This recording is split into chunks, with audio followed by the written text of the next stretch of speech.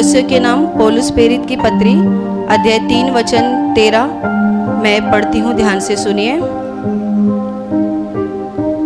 और यदि किसी को किसी पर दोष देने का कोई कारण हो तो एक दूसरे की सह लो और एक दूसरे के अपराध क्षमा करो, जैसे प्रभु ने तुम्हारे अपराध क्षमा किए वैसे ही तुम भी करो।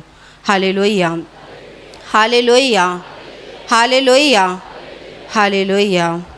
मेरे प्यारे भाइयों और बहनों, यह वचन बता रहा है कि यदि किसी को किसी पर दोष देने का कोई कारण है तो एक दूसरे की सह लो और एक दूसरे के अपराध को क्षमा करो, जैसे प्रभु ने तुम्हारे अपराधों को क्षमा किया है वैसे ही तुम भी करो। Hallelujah, hallelujah, hallelujah. यहाँ पर वचन अच्छे से हमें बता रहा है कि यदि किसी को किसी पर दोष देने का कोई कारण हो, यानी कुछ भी ऐसा कारण हो जिसकी वजह से हमें एक अधिकार मिलता है कि हम दूसरों के ऊपर दोष लगा सकते हैं, उस समय एक दूसरे की सह लो, ऐसा हमें वचन सिखाता है। मेरे प्यारे भाइयों और बहनों, ये पत्री पौलुस ने लिखी है और हम जानते हैं पौलुस ये खुद प्रभु यीशु को विरोध करने वाला व्यक्ति था। उसका पुराना जीवन ऐसा बताता है कि जितने लोग प्रभु यीशु पर विश्वास करते थे उन सब का वो विरोध करता था और उन्हें मारकर वो बंदीगृह में डालता था। पर बाद में जब उसके ऊपर प्रभु की दया हो गई, उसके ऊपर प्रभु की करुणा हो गई, तभी यही पौलुस ने प्रभु का स्वीकार किया और इसने ही इसके द्वारा बहुत बड़े बड़े चमत्कार हो गए, बहुत अद्भुत काम हो गए उनके हाथों से। और बाद में वो आगे जाकर पत्री में ऐसा बताता है कि तुम्हें किसी पर दोष देने का कोई अधिकार है या कोई कारण मिल गया है तो एक दूसरे की सहन कर लो, जो कि आज पूरे संसार में हमें कहीं नहीं दिखाई देता। और एक दूसरे पर दोष मत लगाओ, ये पौलुस हमें सिखा रहा है। हम जानते हैं एक दूसरे पर दोष मत लगाओ, ये कोई साधारण बात नहीं है, क्योंकि आज पूरी दुनिया में हर एक घर में यही बात शुरू है। झगड़े कहाँ से शुरू हो रहे हैं? इसी एक बात से शुरू हो रहे हैं। कोई किसी की सहन करने के लिए तैयार नहीं और हर एक व्यक्ति दूसरों के ऊपर दोष लगाने के लिए खड़ा रहता है। हम बाइबल की उत्पत्ति में पढ़ते हैं, जब परमेश्वर ने सृष्टि को निर्माण किया, दुनिया को बनाया, बनाने के बाद उसने आदम और हवा को एक बगीचे में जब रखा था, उस बगीचे के बीच के झाड़ के फल को परमेश्वर ने मना किया था खाने के लिए। पर जब उनके हाथ से ये पाप हो गया, उन्होंने वो फल खा लिया और परमेश्वर ने आदम को जब सवाल किया कि तूने इस झाड़ का फल खाया क्या, तब उसने क्या किया? क्या उसने अपने पापों को, अपनी गलती को मान लिया? उसने सीधा दूसरों पर दोष लगाया, यानी उसकी पत्नी जो हवा थी उसके ऊपर दोष लगाया कि उसने मुझे कहा ये फल खाने के लिए, उसने मुझे ये फल दिया खाने के लिए। और जब पत्नी को पूछा गया, हवा को पूछा गया, तब उसने किस पर दोष लगाया? सांप पर। इसमें हम देखते हैं ना आदम ने अपने पाप को माना, ना हवा ने अपने पाप को माना।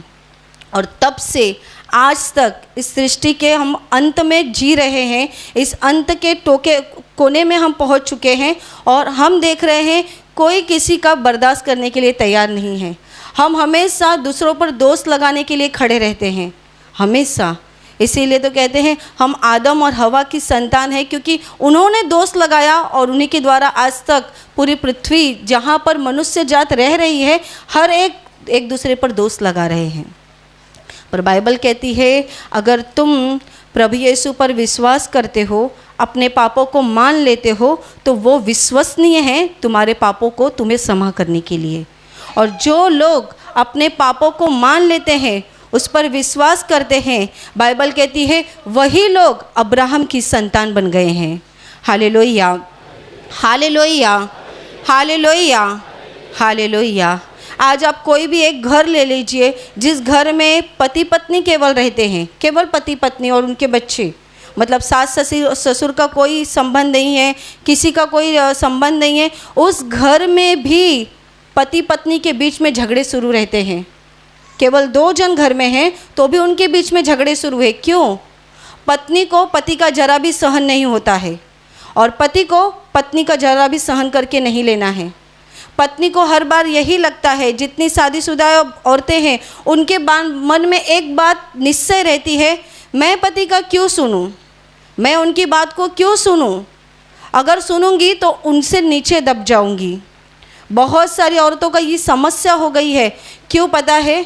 शैतान उनके कान में रात दिन कहता है, अगर पति का सुनोगी तो उनसे छोटी बन जाओगी। पति का सुनना नहीं, क्योंकि वो हमेशा परमेश्वर के विरुद्ध में इंसान को सिखाता है।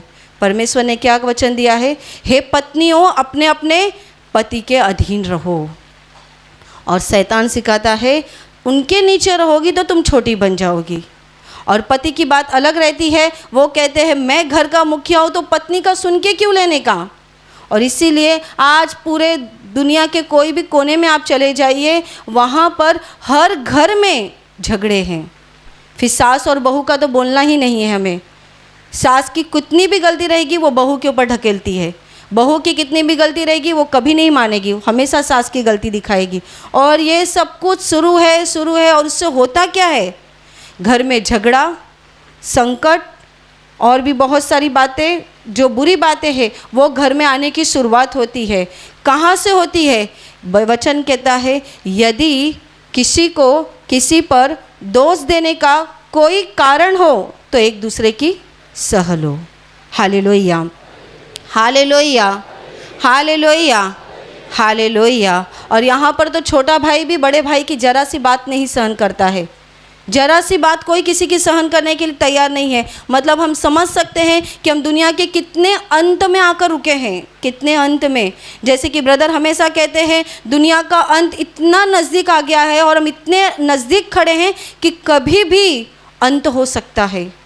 सोचिए उस समय की क्या प्रथा थी, उस समय की परंपरा कितनी अच्छी थी, जब एक घर में माता पिता रहते थे, भाई बहन रहते थे, उनके बच्चे रहते थे और उनके घर के सब परिवार रहते, बहुत बड़ा परिवार एक साथ रहता था।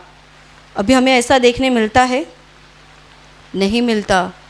एक बेटा रहेगा ना, उसकी भी शादी हो गई ना, पत्नी को लेके अलग रहना चाहता है।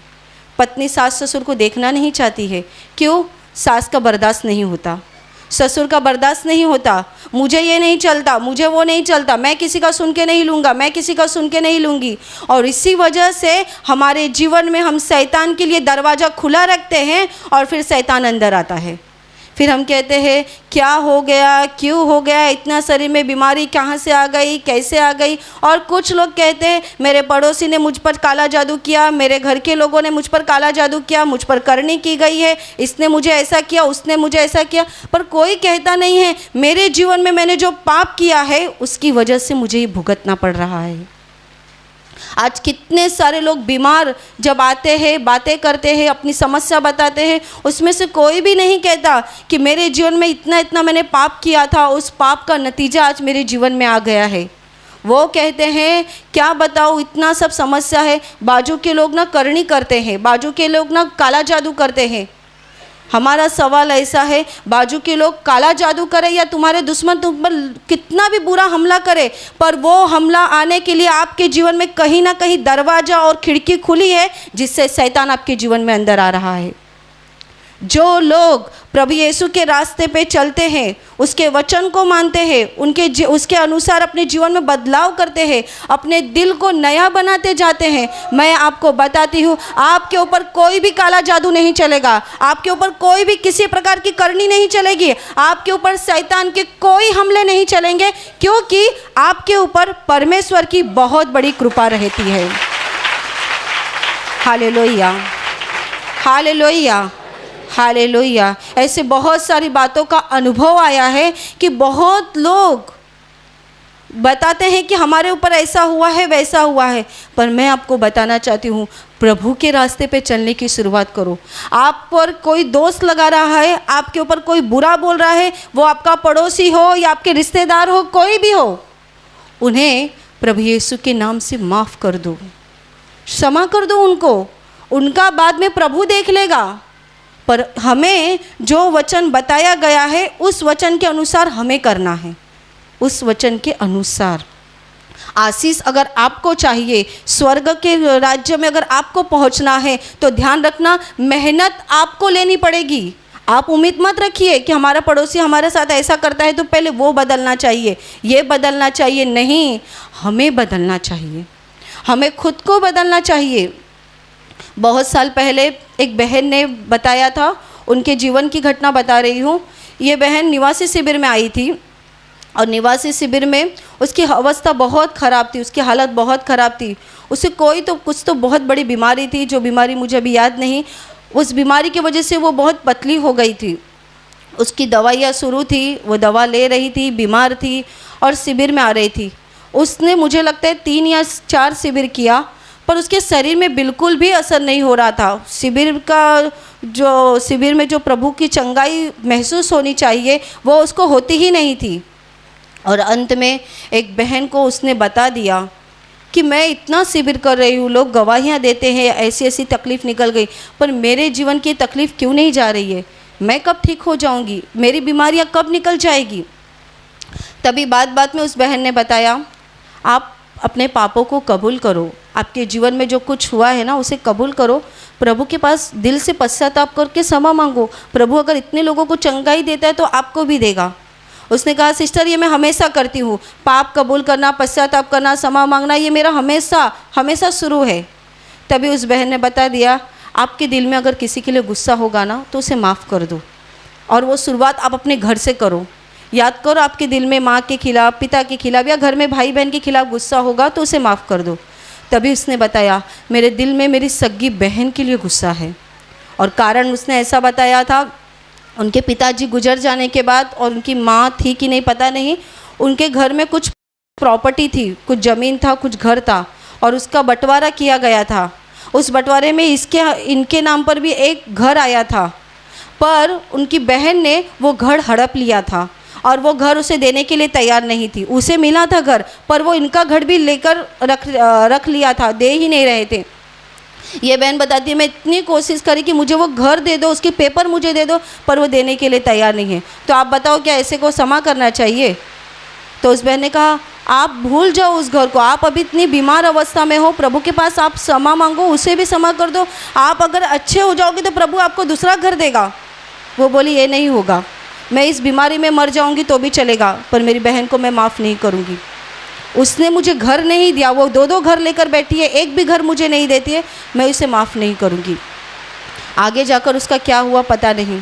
यह उदाहरण मैं आपको इसीलिए बता रही हूँ, कितने लोग अपने मरने की परिस्थिति में आ जाते हैं तो भी दूसरों को माफ़ करने के लिए तैयार होते नहीं। सहन करना तो छोड़ दीजिए, दूसरों को क्षमा करने के लिए भी वो तैयार नहीं होते।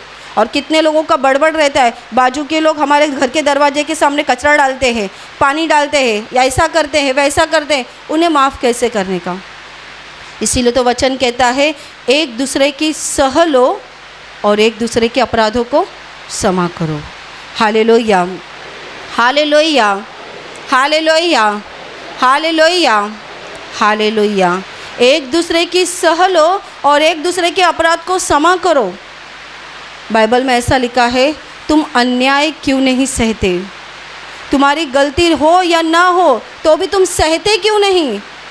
मतलब ऐसा बताना है, हमारी गलती हो या ना हो, जब हम सहन करते हैं, मैं आपको बताती हूँ, परमेश्वर स्वर्ग में चुप नहीं बैठता। वो आपको इसका प्रतिफल दिए बिना रहेगा नहीं, वो आपको जीवन में इसका आशीष दिए बिना रहेगा नहीं। हम बहुत बार बोलते हैं, मेरी कोई गलती नहीं थी तो भी मेरे साथ ऐसा बुरा हुआ, वैसा बुरा हुआ। सहन कर लो, सहन कर लो, जितना आपसे होता है उतना सहन कर लो। देखिए, जब आप सहन करते रहेंगे, आप उन्हें माफ़ करते रहेंगे, स्वर्ग के आशीष आपको मिलते जाएंगे। Hallelujah, hallelujah, hallelujah, hallelujah, hallelujah. और आगे वचन ऐसा कहता है कि जैसे प्रभु ने तुम्हारे अपराध क्षमा किए वैसे तुम भी करो। मतलब वचन वही बता रहा है, जैसे प्रभु ने हमारे अपराधों को क्षमा किया है। अभी हम सब अच्छे से जानते हैं प्रभु ने हमारे अपराधों को कैसे क्षमा किया है। उसने बलिदान देकर, क्रूस पर अपनी जान देकर हम सबको पापों की क्षमा दी है। देखिए, उसकी कोई गलती ना रहते हुए, उसने कोई अपराध ना करते हुए, जब उसे क्रूस पर लटकाया गया तब क्या चल रहा था? उस समय हो क्या रहा था? एक निर्दोष व्यक्ति को क्रूस पे लटकाया गया था और वो क्रूस पे सारे मानव जाति के पापों को सह रहा था। मतलब वो मेरे और तुम्हारे पापों को ले रहा था। उसमें उसकी कोई गलती नहीं थी, पर वो हमारे पापों को पहले ही उठा रहा था। पहले ही वो हमारे पापों को उठा रहा था और हमें पापों की क्षमा मिल रही थी। एक तरफ क्रूस पे से उसका खून गिर रहा था, दूसरी तरफ मानव जाति को पापों की क्षमा मिल रही थी। परमेश्वर पिता ने जो स्वर्ग का दरवाज़ा मनुष्य के लिए बंद किया था और मनुष्य उसमें जा ही नहीं सकता था, जा ही नहीं सकता था। मेरे प्यारे भाइयों और बहनों, अच्छे कामों से हम स्वर्ग में नहीं जा सकते, अच्छे दान धर्म करने से हम स्वर्ग में नहीं जा सकते। हम स्वर्ग में तभी जा सकते हैं जब हम प्रभु यीशु के क्रूस पर विश्वास करते हैं, उसके लहू से अपने पापों को धो डालते हैं, तभी स्वर्ग का दरवाज़ा हमारे लिए खोला जाता है। Hallelujah, hallelujah, hallelujah. मेरे प्यारे भाइयों और बहनों, और लिखा है वैसे ही तुम भी करो। प्रभु ने हमें हमारे सारे पापों की अब हर एक को मालूम है दिल के अंदर मेरे कितने पाप हैं। हमें किसी को बताने की ज़रूरत नहीं, पर हमें अंदर से मालूम है हमारे पाप कितने हैं। 1 नहीं, 2 नहीं, 10 नहीं, 100 नहीं, अगणित ऐसे पाप हमारे जीवन में भरे हैं और हम नहीं कह सकते कि हमारे पाप प्रभु को मालूम है तो कबूल करने की क्या ज़रूरत है। हमारे सारे पाप तो प्रभु को मालूम ही है, वो तो जानता ही है, फिर भी वो चाहता है हम अपने मुंह से उसके सामने कबूल करें, अपने पापों को मान ले उसके सामने। जीवन भर जो बुरा काम किया है, अब समय है उसके सामने पश्चाताप करने का, उस पर विश्वास करने का समय है। जब हम उस पर विश्वास करते हैं तब वो हमारे अगणित पापों को, जो इतने ज़्यादा पाप है, अगणित ऐसे पाप है, उन सारे पापों को वो क्षमा करता है। और बहुत लोग प्रभु के पास आते हैं, पापों की क्षमा भी मांगते हैं, उन्हें पापों की क्षमा भी मिलती है, पर बाद में उनके जीवन में जरा सा कुछ होता है तो तुरंत बदला लेने के लिए खड़े हो जाते हैं।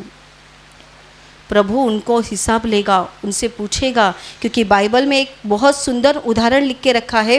प्रभु यीशु को जब पतरस ने पूछा कि प्रभु जी, मेरा भाई मेरा अपराध करता है तो मैं उसे कितनी बार माफ़ करूं? तब यीशु ने कहा, पतरस ने कहा, क्या 7 बार? 7 बार अगर वो मेरी कुछ गलती करता है, मेरा कुछ गुनाह करता है तो मैं उसे माफ़ करूं? यीशु ने कहा, मैं तुझे नहीं कहता 7 बार, बल्कि 7 का 70 बार तू उसे माफ़ कर। और आगे यीशु ने बहुत बड़ा और अच्छा उदाहरण दिया है। उसने कहा, एक राजा था और वो राजा अपना हिसाब किताब लिखने के लिए राजगद्दी पर बैठा और हिसाब किताब वो अपने नौकरों का ले रहा था कि किससे कितना बाकी है, किससे कितना देना है, सब वो हिसाब किताब ले रहा था।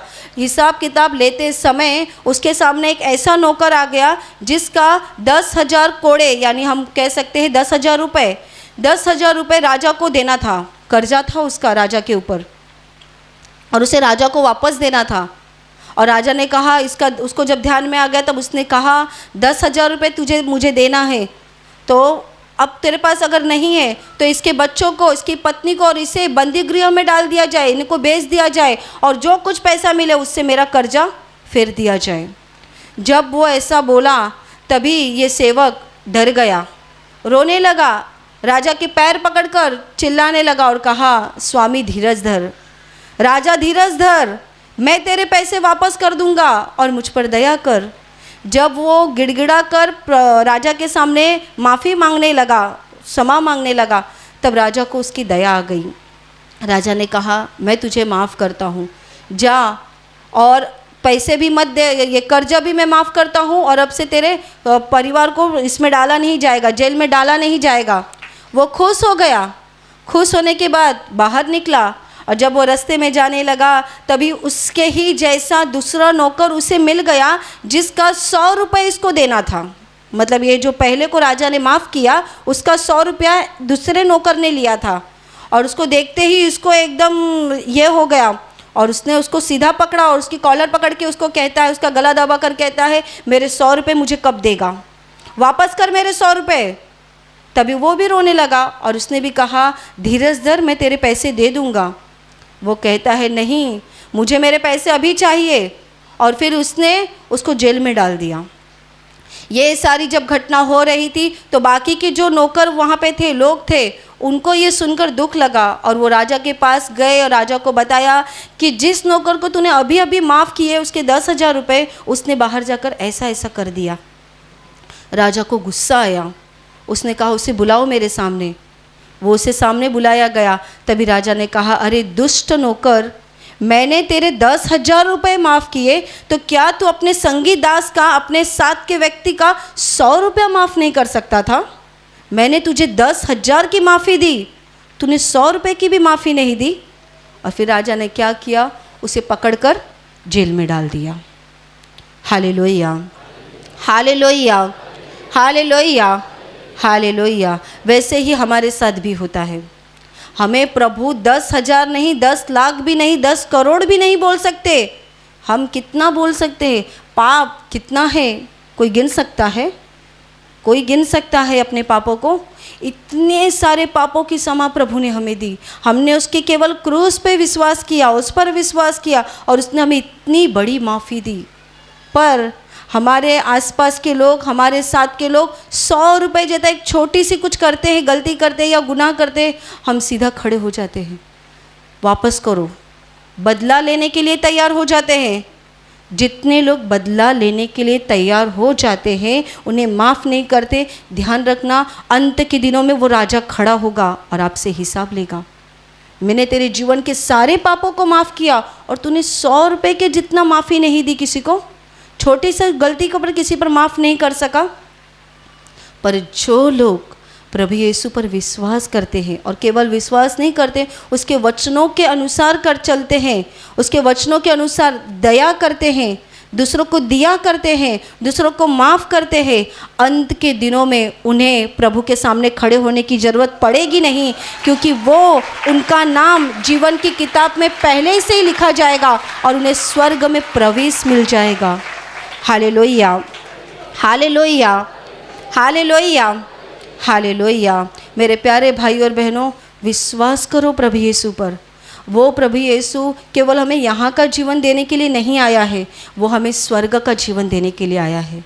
स्वर्ग की आशीष आज यहाँ पर इस पृथ्वी पर जीवन जीते समय आप कष्टी हैं, दुखी हैं, तकलीफ़ है, फिर भी प्रभु को एक बात के लिए धन्यवाद करो, प्रभु इस शरीर में मैं दुखी हूँ, इस शरीर में मैं बीमार हूँ, इस शरीर में मैं तकलीफ़ में हूँ, पर मैं जानता हूँ, पर मैं जानती हूँ तू मुझसे प्यार करता है, तूने मुझ पर प्यार किया है और मेरा नाम जीवन की किताब में लिखा है। एक दिन जब मैं इस शरीर को छोड़ दूँगा, एक दिन जब मैं इस शरीर को छोड़ दूँगी, तब मैं सीधा तेरे पास आ जाऊँगा, तब मैं सीधा तेरे पास आ जाऊँगी। मेरे प्यारे भाई और बहनों, विश्वास करो कि स्वर्ग इस दुनिया में है। स्वर्ग जो बाइबल में लिखा गया है वो बात कोई नकली नहीं है, झूठी नहीं है। आज बहुत से लोग बोलते हैं ये पुराने ज़माने की बात थी कि स्वर्ग है, नरक है, ये हम सुनते थे, हमारे पुराने लोग हमसे कहा करते थे, पर अभी कहाँ पर है? अभी कहाँ पर है? बहुत से जवान भाई बहन इस बात को लेकर बहुत बार मजाक उड़ाते हैं, विशेष करके जवान भाई बहन, क्योंकि उनकी दुनिया अलग दुनिया है, उनकी दुनिया कॉलेज की दुनिया है, उनकी दुनिया हाथ में स्मार्टफोन की दुनिया है, लैपटॉप की दुनिया है, कंप्यूटर की दुनिया है, बहुत सारे ऐशो आराम की दुनिया वो जी रहे हैं। और ऐसे में शैतान उनको कहता है जो चाहिए वो कर, जो चाहिए वो कर। पर मेरे प्यारे भाई और बहनों, पुराने नियम में एक बहुत सुंदर वचन लिखा है परमेश्वर का। ऐसा लिखा है, हे जवान, अपनी जवानी के दिनों में खा पी मजा कर, जो चाहिए वो कर, पर ध्यान रखना, याद रखना, अंत में इन सब का हिसाब परमेश्वर लेने वाला है। अंत में हम इन सब का हिसाब वो लेने वाला है। किन लोगों को बता रहा है? जो जवान, जो लोग अपनी दुनिया में मस्त हो गए हैं, अपनी दुनिया में जीवन जी रहे हैं, उनको ना परमेश्वर की पड़ी है, ना परमेश्वर के राज्य की पड़ी है, ना परमेश्वर के वचनों की पड़ी है। वो कहते हैं जो है वो यही है। उनके लिए वचन है, जो करना है वो करो, अपनी मनमानी से जीवन जियो, पर ध्यान रखना अंत में परमेश्वर इन सब का हिसाब लेगा। पर वचन कहता है, जिन लोगों ने अपने पापों की क्षमा प्राप्त की है, प्रभु यीशु पर विश्वास किया है, उन पर न्याय का दिन आएगा नहीं, वो परमेश्वर के साथ युगानुयुग रहने वाले हैं। Hallelujah, hallelujah, hallelujah, hallelujah. इसीलिए हर दिन अपने पापों को मानो, पापों के लिए पश्चाताप करो और क्षमा मांगो और अपने अंदर जांच लो। अभी भी आप किससे बातचीत नहीं करते? अभी भी आपके मन में किसके लिए गुस्सा भरा है? अभी भी आपका किसके साथ टेढ़ा है जो आपको सीधा करने की ज़रूरत है? पड़ोसी, घर के लोग, रिश्तेदार, हर एक को क्षमा करो, हर एक का स्वीकार करो। प्रभु कहता है जैसे खुद पर वैसे अपने पड़ोसी से प्यार करो। मेरे प्यारे भाई और बहनों, हमें ज़्यादा दूर के लोगों पर प्यार दिखाने की ज़रूरत नहीं है। हमारे आसपास में जो लोग हैं हमें उन पर प्यार करने की बात प्रभु यीशु कहता है। वो कहता है जैसे परमेश्वर ने तुम्हारे अपराधों को क्षमा किया है वैसे तुम भी करो, प्रभु का वचन कहता है। इसीलिए तो निवासी शिविर में बहुत बड़े पैमाने में लोगों को चंगाई मिल रही है। अभी आप सुनते हैं इतने सारे लोग निवासी शिविर में चंगाई पाते हैं। उनको लगता है निवासी शिविर कोई जादू की दुनिया है, वहाँ जाते हैं लोग ठीक हो जाते हैं। एक भाई ने बताया ना कि निवासी शिविर में मेरा नाम लिख लो, मुझे बहुत बड़ी बीमारी है। बीमारी पूछने पर उनको बताया गया थोड़ा दिन रुको और प्रार्थना में आओ। वो कहते हैं नहीं, मेरे दोस्त ने मुझे बताया है वहाँ पर ना कुछ तो जादू जैसा हो जाता है, जादू की दुनिया है, एक बार गए ना कितनी भी बड़ी बीमारी हो ठीक हो जाती है।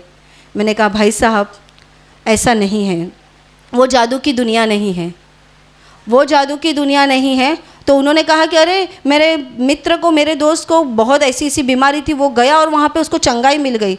मेरी सच बात है, चंगाई मिल गई। और ये भी सच है कि वहाँ पर लोग चंगाई पाते हैं, बड़े पैमाने में पाते हैं। पर किसे मिलती है चंगाई? जिन्होंने अपना रास्ता प्रभु के लिए सीधा किया है।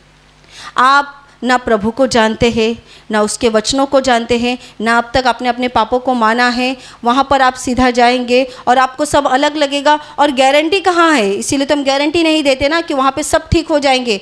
वो आपके विश्वास के द्वारा है। इसीलिए फ़िलहाल प्रार्थना में आते रहिए। जब प्रभु की कृपा आपके ऊपर हो जाएगी ना, तब शिविर में जाइए। Hallelujah, hallelujah, hallelujah. बीच में एक भाई ने बताया था कि निवासी शिविर में ना एक बात का बहुत कंटाला आता है, बहुत कंटाला आता है। वो क्या पता है? हर बार प्रार्थना में कहते हैं क्षमा करो, क्षमा करो, पाप कबूल करो, पाप कबूल करो, पश्चाताप करो। ये बार बार क्यों लेते हैं? एक बार लिया ना निवासी शिविर में, पहले दिन जो हो जाती है सोमवार को चंगाई की प्रार्थना, उसमें बोलते हैं तो बस ना, बार बार क्यों बोलते हैं? उनको बताया जाता है बार बार इसीलिए बोलते हैं जहाँ पर ज़्यादा दाग रहता है ना, उसको ज़्यादा घसने की ज़रूरत रहती है। वैसे ही निवासी शिविर में वही लोग आते हैं जिनको अपने अंदर के पाप प्रभु से माफ़ी चाहिए, बड़ी चंगाई चाहिए, जीवन को सही रास्ते पे लाना है। उनके लिए बार बार कहीं ना कहीं गलती रह जाती है ना, याद दिलाते हैं, याद करो, याद करो, और कहीं कुछ गलती की है, और कहीं कुछ पाप किया है, और कहीं कुछ रह गया है, सब रास्ता सीधा करो। जब आपका रास्ता सीधा रहेगा, उस सीधे रास्ते से प्रभु आपके जीवन में घुसेगा और आपके जीवन को वो आशीषों से भर डालेगा। Hallelujah, hallelujah, hallelujah, hallelujah. मेरे प्यारे भाई और बहनों, किसी पर दोष देने का अगर कोई कारण है तो सहन करने की शुरुआत करो। सह लो उसकी बातों को। गलती है तो भी सह लो, गलती नहीं है तो भी सह लो। इस बात पर भरोसा रख के सह लो, मेरा प्रभु सब जानता है, वो सब जानता है, वो मेरे साथ कभी गलत नहीं होने देगा। और ये सच बात है, वो कभी किसी के ऊपर अन्याय नहीं करता। अन्याय, वो इतना न्यायी है, इतना न्यायी है कि उसका शब्दों से वर्णन नहीं किया जा सकता। उस पर विश्वास करो, अपने रास्ते को सीधा बनाओ। आपके जीवन में जितनी बुरी कामें हैं उसे छोड़ो, उस पर विश्वास करो, अपने दिल को बदलो, उसके वचन को पढ़ो, उसके वचन के अनुसार चलो। देखिए धीरे धीरे आपका जीवन आशीषों से भर जाएगा। Hallelujah, hallelujah. मेरे प्यारे भाई और बहनों, अभी मैं आपके लिए प्रार्थना करने जा रही हूँ। आप जहाँ कहीं भी हो, विश्वास से अपने बीमार हिस्से पर हाथ रखिए। अगर आप वहाँ हाथ नहीं रख सकते तो अपने सीने पर हाथ रखिए और पूरा विश्वास रखिए कि प्रभु यीशु इसी घड़ी आपको छूकर चंगा करेगा, आपकी बीमारी से, आपके दुख से आपको मुक्त करेगा। आपके शरीर की सारी बीमारियाँ इसी समय प्रभु यीशु के नाम से निकल जाए। आपके जीवन के सारे दुख प्रभु यीशु के नाम से इसी घड़ी निकल जाए। आपके शरीर में जो कुछ तकलीफ हो रही है, वो सारी तकलीफों से प्रभु यीशु आपको मुक्त करें। आपके शरीर में, आपके जीवन में होने वाली सारी तकलीफ़ों से प्रभु यीशु आपको छुटकारा दे। आपको जो कुछ भी समस्या हो, जो कुछ बीमारी हो, उन सारी चीज़ों से प्रभु यीशु आपको बाहर निकाले। जिनको नौकरी नहीं उनको नौकरी मिले, जिनको घर नहीं उनको घर मिले, जिन्हें बच्चे नहीं उन्हें बच्चे हो जाए, जिनके जीवन में शैतानी शक्ति ने पकड़ के रखा है, उन सारे शैतानी शक्ति से प्रभु यीशु आज आपको मुक्त करे। सारे दुष्ट आत्माओं से प्रभु यीशु आपको छुटकारा दे। आपके और आपके परिवार पर प्रभु यीशु के महान आशीष आ जाए। आमीन।